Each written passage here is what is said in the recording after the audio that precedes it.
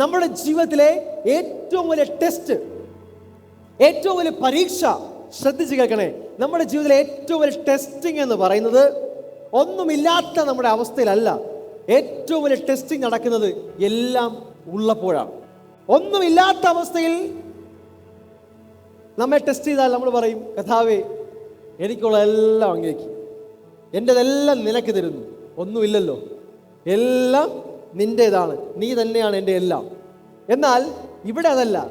പത്രോസിൻ്റെ ലൈഫിലേക്ക്, അവരുടെ കൂടെയുള്ളവരുടെ ലൈഫിലേക്ക് ഏറ്റവും വലിയ, അവരുടെ ജീവിതത്തിൽ അവർ കിട്ടാത്ത ഏറ്റവും വലിയ അനുഗ്രഹം, അവരുടെ ലൈഫിൽ അവർ ഇതുവരെ പിടിക്കാത്ത ഒരു മീൻകൂട്ടം അവർ കണ്ടപ്പോൾ അവർ അവിടെ പറയുകയാണ്, യേശുവേ ഞങ്ങൾ ഇതിനേക്കാൾ അധികമായി നിന്നെ സ്നേഹിക്കുന്നു, നിന്റെ പിന്നാലെ വരാൻ ഞങ്ങൾ ആഗ്രഹിക്കുന്നു. അതായിരുന്നു അവരുടെ ജീവിതത്തിലെ ഏറ്റവും വലിയ പരീക്ഷ, ഏറ്റവും വലിയ ടെസ്റ്റിംഗ് അവിടെയായിരുന്നു. അവിടെ പറയാണ്, പത്രോസ് പറയാണ്, ഞങ്ങൾക്കിതൊന്നും വേണ്ട, ഇതിനേക്കാൾ അധികമായി ഞങ്ങൾ നിന്നെ ചൂസ് ചെയ്യുന്നു.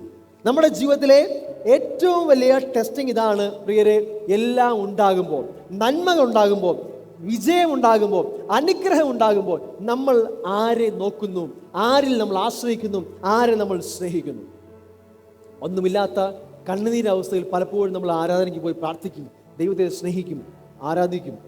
ഇല്ലായ്മയുടെ നടുവിൽ ദൈവത്തെ ആരാധിക്കും.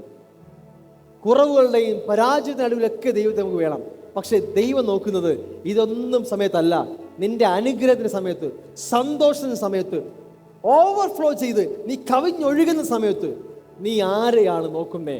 അനുഗ്രഹത്തെയാണോ അതോ അനുഗ്രഹത്തെ നൽകുന്ന ദൈവത്തിലേക്കാണോ? അപ്പൊ നമ്മുടെ ഫോക്കസ് പോവേണ്ടത് ഈ നന്മകളിലേക്കല്ല, നന്മകളെ നൽകുന്ന ദൈവത്തിലേക്കാണ്.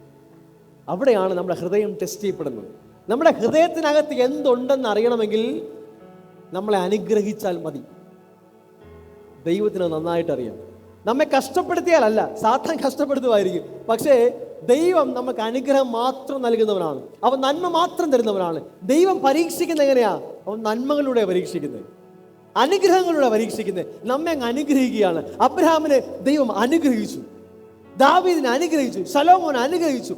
അനുഗ്രഹം വരുമ്പോ നമ്മുടെ ഹൃദയത്തിനകത്തുള്ള യഥാർത്ഥ സാധനം പുറത്തു വരും. ഇവിടെ പത്രോസ് എല്ലാ നന്മയും കിട്ടിയപ്പോൾ, വേണമെങ്കിൽ ഞാൻ വിശ്വസിക്കുന്നു സാധാരണ മനുഷ്യനാണെങ്കിൽ, അല്പമെങ്കിലും അകത്ത് ഗ്രീഡുള്ളവനാണെങ്കിൽ എന്ത് ചെയ്യും? ആദ്യമായിട്ട് നല്ലൊരു ക്യാഷ് കിട്ടിയത്, കർത്താവേ കടമൊക്കെ തീർക്കാൻ പറ്റുന്ന അവസരമാണ്, ഇതൊന്ന് വിറ്റിട്ട് ആ കടം തീർത്തിട്ട് നിന്റെ പുറകെ വന്നോളാം.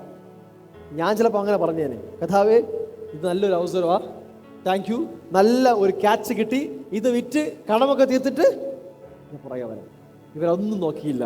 അവർ നിമിഷ നേരം കൊണ്ട് അവരുടെ ലൈഫിനെ മാറ്റിമറിച്ച ആ യേശുവിൻ്റെ പിന്നാലെ പോയി. എത്ര കാലത്തെ പരിചയമുണ്ട് പ്രിയരെ? ഒറ്റ മെസ്സേജിൻ്റെ പരിചയമേ ഉള്ളൂ, ഒരു പ്രസംഗത്തിൻ്റെ പരിചയമേ ഉള്ളൂ.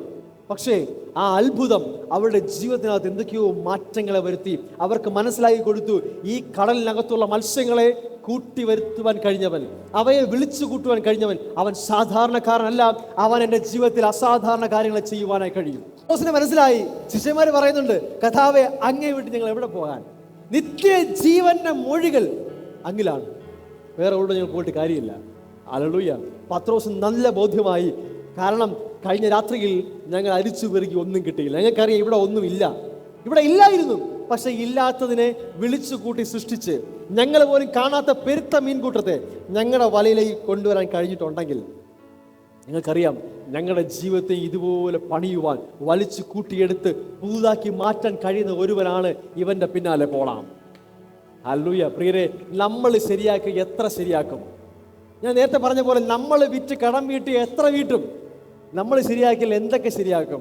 പക്ഷേ സകലവും ശരിയാക്കാൻ കഴിയുന്ന ഒരുവന്റെ ഈ കരങ്ങളിലേക്ക് എല്ലാം കൊടുത്തിട്ട് അവന്റെ കൂടെ നടക്കുന്നതല്ലേ ജീവിതം? ഈ പെരുത്ത മീൻകൂട്ടമൊന്നും അവനെ മുന്നിൽ ഒന്നുമല്ല. അവൻ ഈ മീനിനെ വിളിച്ചു കൂട്ടിയതൊക്കെ ചെറിയ കാര്യമാണ്. അവൻ ഇതിനേക്കാൾ വലിയവനാണ്. അവൻ ഇതിനെ മുഴുവനും സൃഷ്ടിച്ചവനാണ്.